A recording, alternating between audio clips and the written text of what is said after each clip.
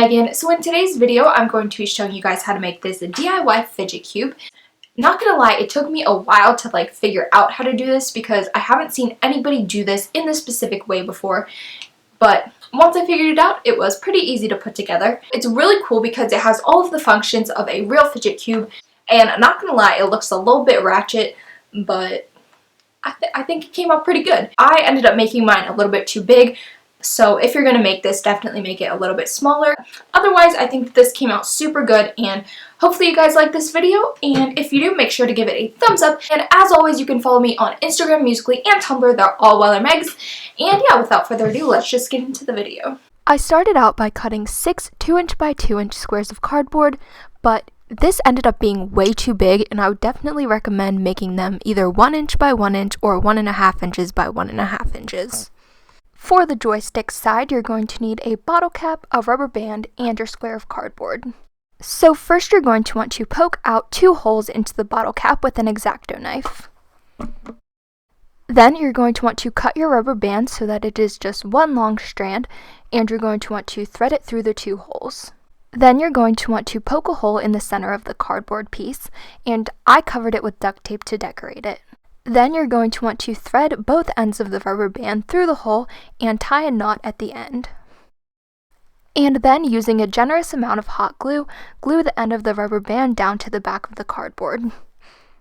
And this part is optional, but to decorate the bottle cap, I went ahead and I took some craft foam and I cut out a circle, and then I just hot glued that on top of the bottle cap. And as you can see, you can move it in all sorts of directions, kind of like a joystick. The second side I made is the roll side. First, you're going to want to make 3 of these shapes on a circular pegboard with some perler beads. And when you're ironing them, make sure to only iron them a little bit so that the holes in the perler beads are still visible. Next, take your marble and trace out a circle that is slightly smaller than the marble onto the cardboard.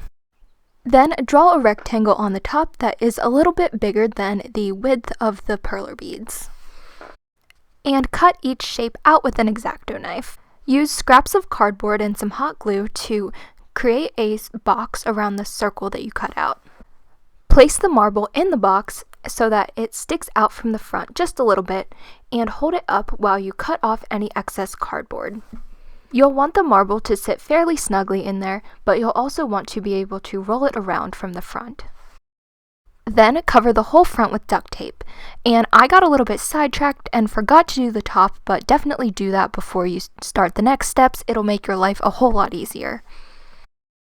Then you're going to want to slide your 3 perler bead pieces onto your toothpick and then hot glue the toothpick into place. And make sure to hold the piece up while you're hot gluing it into place so that the little perler bead pieces can stick out from the front. Then you're going to want to cover 2 small pieces of cardboard with some duct tape and place them in between the perler beads so that it looks like this. And then you're just going to want to attach them with some more duct tape on the back. And once you have those 2 cardboard pieces attached, you're going to want to take your marble and put it into the little slot that you made earlier, and then take a small piece of cardboard and hot glue it to the back so that the marble fits snugly but can still move around. The next side that I made was this pen clicking side. For the button side, you're going to want to cut a hole into the center of one of your other pieces of cardboard. So I made the button by using an old pen, and I just took off the end of the pen, and you're going to want to make sure that this is a pen that clicks to open it. So I took out the ink, and there should be a spring at the bottom, so just take that out, and then take the spring and put it inside of the top part of the pen so that the button can click, and then just duct tape the spring onto the pen.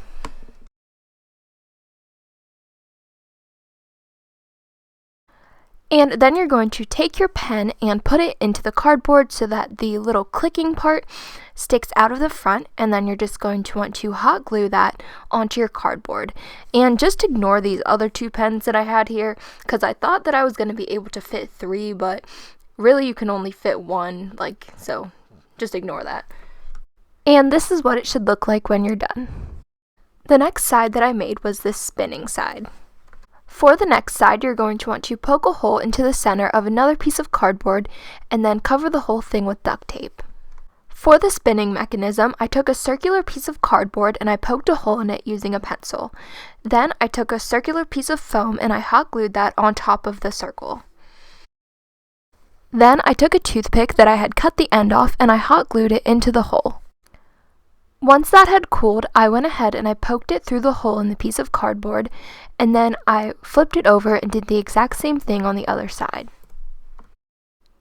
And once that's dry, you should have a piece that spins like this. The next side that I made is this light switch side. For the switch, you're going to want to cut out 5 pieces that look like this, and then hot glue them together into a rectangular box shape. Then take your square of cardboard and take the piece that you just made and trace out a rectangle around it that is slightly bigger than the piece that you just made. And then go ahead and cut that out and make sure to save the piece from the middle for later. Then cut out 2 pieces of cardboard that are as long as the 2 longer sides of the rectangle and glue them into place. Make sure the box that we made earlier fits inside, and then take the box that we made earlier and poke a hole in both sides using a pencil. And this part is optional, but I covered both pieces with duct tape to give it a more finished look. Then take a toothpick and poke it through the 2 holes that we made earlier, and go ahead and put that on top of the other piece so that it moves like a switch. And if it fits well, then just go ahead and glue down the toothpick. And then take the square of cardboard from earlier and place it over the switch, and make sure that the switch still moves smoothly, and if it does, go ahead and glue the square of cardboard on top. And this part is optional, but once that dried, I went ahead and I flipped it over, and then I reinforced the back with some more hot glue. For the last side, which is probably the easiest, you're going to want to draw an oval on top of the cardboard and then cut that out. Then cover the whole thing with duct tape, and then take a scrap piece of cardboard and cut out a little piece so that it will fit behind the hole that you just made, and then cut that out and cover it with some more duct tape and then hot glue that onto the piece of cardboard. And then just go ahead and hot glue all 6 sides together. And it really doesn't matter which side goes where, it really is just up to your personal preference and how well everything fits together. And this part is optional, but I decided to cut small strips of duct tape to cover up the edges. And here's how my finished Fidget Cube came out, and I think that it came out pretty good. The only thing is, I would definitely, if I made this again, make it a little bit smaller, just because it is a little bit difficult to hold. And when you add the duct tape, it kind of makes it a little bit bulkier, so just keep that in mind. And if I were to make this again, I would probably make the squares of cardboard either 1 inch or 1.5 inches instead of 2 inches. So thank you guys so much for watching, and if you're not already and you'd like to be, make sure to subscribe for more videos just like this one. And as always, if you like this video, make sure to give it a thumbs up. Make sure to follow me on Instagram, Musical.ly, and Tumblr. They're all Weller Megs. And yeah, I love you guys so much, and I'll see you guys tomorrow. Bye!